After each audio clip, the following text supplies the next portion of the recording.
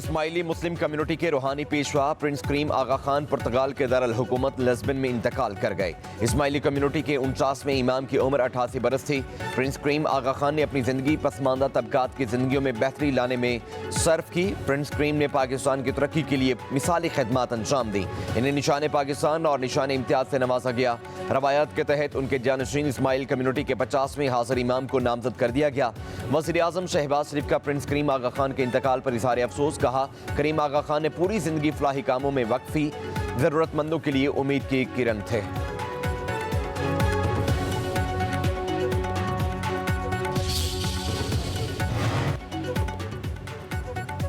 और वज़ीर दाखिला मोहसिन नकवी और चीनी हममनसब की मुलाकात। इंटेलिजेंस शेयरिंग को मजीद बेहतर बनाने पर इत्तफाक। पैरामिलिट्री फोर्सेस के लिए बॉर्डर्स को महफूज करने पर बातचीत। बीजिंग पुलिस और इस्लामाबाद पुलिस में ताउन बढ़ाने का फैसला। वज़ीर दाखिला ने कहा, चीन से पुलिस के लिए जदीद टेक्नोलॉजी और आलात लेंगे। मोहसिन नकवी की चीनी हममनसब को दौरा पाकिस्तान की दावत।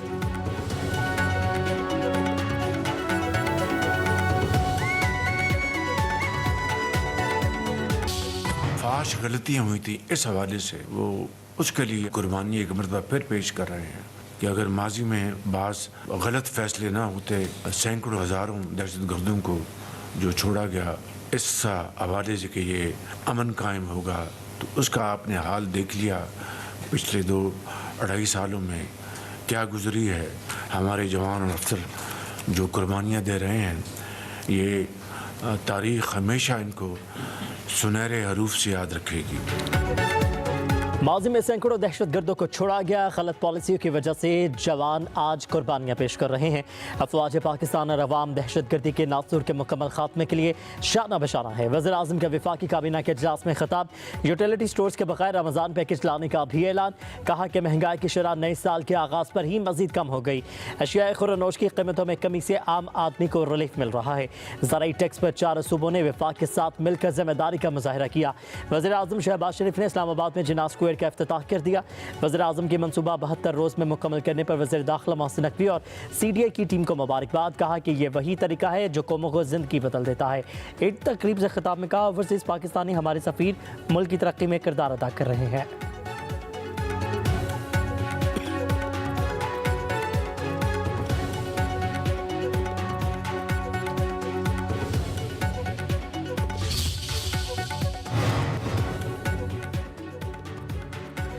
अपोजिशन जमातों के रहनुमाओं की इस्लामाबाद में बैठक। मौलाना फजलुर रहमान, महमूद खान अचकज़ई, शाहिद खाका नवासी, उमर अयूब और असद कैसर समेत PTI के रहनुमाओं की शिरकत। मुल्की सियासी सूरत हाल पर मुशावरत। अपोजिशन ने इत्तेहाद पर गैर आम इंतखाबात का मुतालबा कर दिया। इजलास के बाद मौलाना फजलुर रहमान की मीडिया से गुफ्तगू। कहा कि अपोजिशन जमातों ने 8 फरवरी के इलेक्शन को धांधलीज़दा करार दिया। ये मैंडेट अवाम का मैंडेट नहीं। मौजूदा हुक्मरानों को मजीद इख्तिदार में रहने का कोई हक नहीं।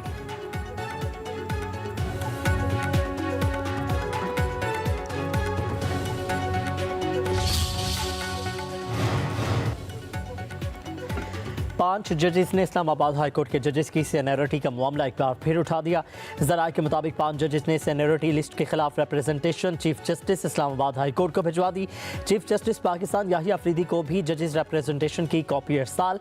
कहा गया कि जज जिस हाई कोर्ट में तैनात होता है उसी हाई कोर्ट के लिए हलफ लेता है। दूसरी हाई कोर्ट में ट्रांसफर होने पर नया हलफ लेना पड़ता है। जज की सीनियरिटी नए हलफ के मुताबिक तय होगी।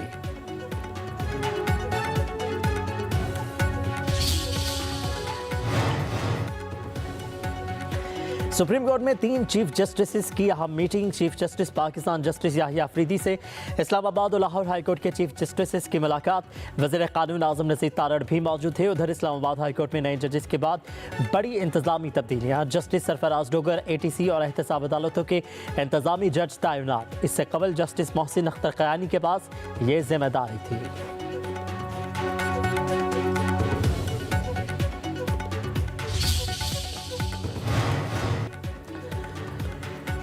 बानी PTI और सजा याफ्ता मुजरिम की तरफ से कोई ख़त नहीं मिला। एस्टेब्लिशमेंट को ऐसे किसी भी ख़त को पढ़ने में कोई दिलचस्पी नहीं। सिक्योरिटी ज़राए का कहना है तहरीक इंसाफ ने ख़त लिखने के नाम पर एक और नाकाम ड्रामा करने की कोशिश की है। PTI को किसी भी मामले पर बात करनी है तो सियासतदानों से करे।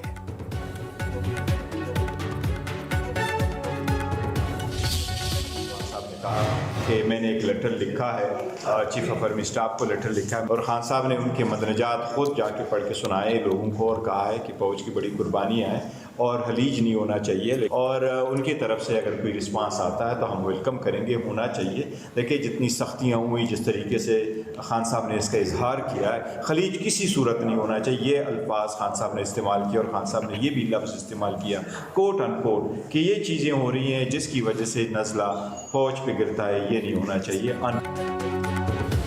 बानी के ख़त का रिस्पांस आएगा तो हम खैर मख्तम करेंगे। बानी के ख़त के मंदरजात खुद पढ़ कर सुनाएं। मैंने ख़त पढ़ा या देखा नहीं है। चेयरमैन पीटीआई बैरिस्टर गौहर कहते हैं बानी ने बताया कि उन्होंने आर्मी चीफ को ख़त लिखा, मंदरजात उन्होंने खुद पढ़ कर सुनाए और कहा कि फ़ौज की बड़ी कुर्बानियाँ हैं, आवाम और फ़ौज में खलीज नहीं होनी चाहिए।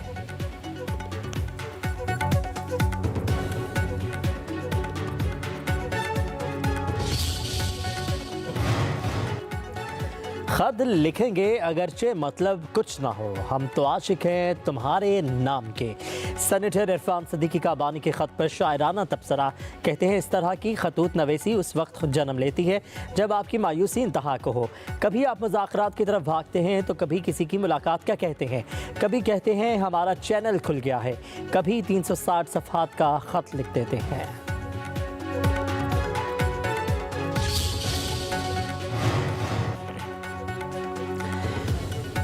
कभी पाँव पकड़ते हो तो कभी ख़त लिखते हैं। ख़त लिखकर एनआरओ मांगा जा रहा है, कोई जवाब नहीं आएगा, इस पर जवाब ही है। पंजाब के वज़ीर इत्तलात अज़मा बुखारी की गुफ्तगू।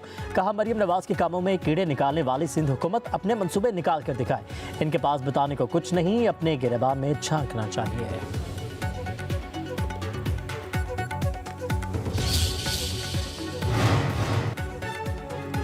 पीके एक्ट में तरामीम सुप्रीम कोर्ट में चैलेंज। दरख्वास्त में तरामीम कलअदम और फुल कोर्ट तश्कील देने की इस्तदा।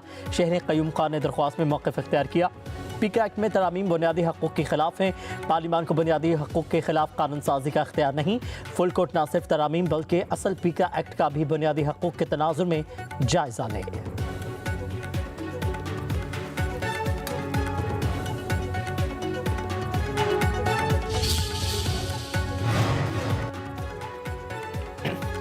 सदर आसिफ अली ज़रदारी का 4 रोज़ा चीन का दौरा। बीजिंग पहुंच गए। सदर मुमलिकत की चीन के सदर और वज़ीर आज़म से मुलाकात शेड्यूल। सदर मुमलिकत 9वें एशियन गेम्स की इफ्तिताही तकरीब में भी शिरकत करेंगे। बिलावल भुट्टो, आसिफा भुट्टो, वज़ीर आला सिंध मुराद अली शाह, वज़ीर आला बलोचिस्तान सरफराज बुख्ती, वज़ीर दाखिला मोहसिन नकवी भी सदर मुमलिकत के साथ चीन रवाना होगा।